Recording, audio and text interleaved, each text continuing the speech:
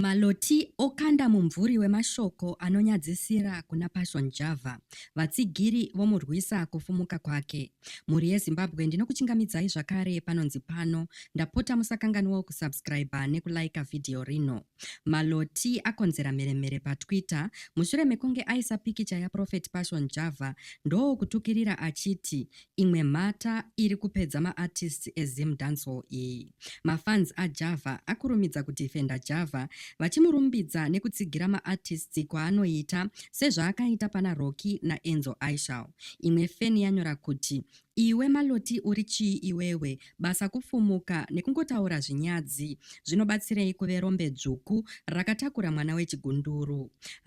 Pave nekuchinjaniswa kwemazwi apa, vamwe vachidefenda Java, vamwewo vachitsigira mashoko aMaloti zvisinei nekunyadzisira kwake.